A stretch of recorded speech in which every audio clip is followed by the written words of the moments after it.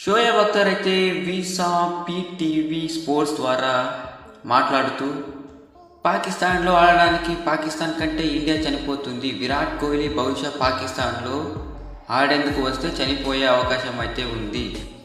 నేను బీసీసీఐతో కలిసి ఇండియాలో పనిచేశాను. ఒకవేళ ఇండియా ల్యాండ్ అయితే పాకిస్తాన్లో అన్ని టీవీ స్పాన్సర్లు పైనుండిపోతుంది అని చెప్పడం జరిగింది. నితీష్ కుమార్ రెడ్డి మాట్లాడుతూ నాకు ఏదైనా ప్రాబ్లమ్స్ ఉంటే నేను వెళ్ళి రాహుల్ భాయ్తో మాట్లాడుకుంటాను. అతని నుంచి ఏదో విధంగా నేను మంచి సలహాలను అడుగుతాను. అతను ఇచ్చే సజెషన్ నాకైతే చాలా వర్కౌట్ అయితే అవుతాయి, అన్ని సక్సెస్ అయితే అవుతాయి. నేను డెబ్యూట్ చేసిన మ్యాచ్లో బ్యాటింగ్ చేయడానికి నాకు ముందు కేఎల్ రాహుల్ సజెషన్ అడిగాను, అవైతే నాకైతే వర్కౌట్ అయ్యాడని చెప్పడం జరిగింది గాయస్.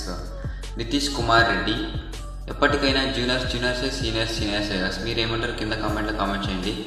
సీనియర్స్ మాటలైతే వినాలి గాయస్, ఎందుకంటే వాళ్ళకు చాలా ఎక్స్పీరియన్స్ అయితే ఉంటుంది. అందుకోసమే వాళ్ళ మాటలు అయితే మనం వినాలి.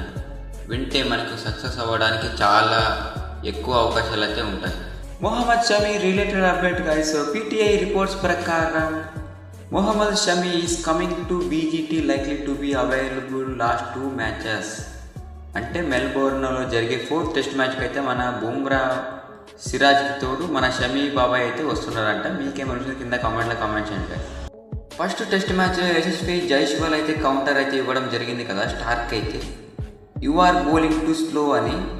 దానికి స్టార్ గారు అయితే రియాక్ట్ అవుతూ నేను చాలా స్లోగా బౌలింగ్ చేస్తున్నాను అని అతను నాకు చెప్పాడు, కానీ నేనైతే వినలేదు. అవును, నేను ఈ రోజుల్లో నేను ప్రజలకు ఎక్కువ చెప్పను అని చెప్పడం జరిగింది కదా. సో మీ ఒపీనియన్ ఉంది కింద కామెంట్లో కామెంట్ చేయండి గాయస్. అన్న కంటెంట్ నచ్చితే కొంచెం సబ్స్క్రైబ్ చేయొచ్చు కదా ప్లీజ్. ఇంగ్లాండ్ అయితే న్యూజిలాండ్కి వెళ్ళి 16 years తర్వాత టెస్ట్ సిరీస్ని అయితే గెలవడం జరిగింది గాయస్. దాదాపు 16 years పాటు వాళ్ళైతే న్యూజిలాండ్కి వెళ్ళి న్యూజిలాండ్ అయితే ఓడియలేదనమాట సిరీస్ అయితే. ఇప్పుడు అంటే 2024లో వాళ్ళు న్యూజిలాండ్కి వెళ్ళి న్యూజిలాండ్ అయితే సిరీస్ అయితే గెలవడం జరిగింది.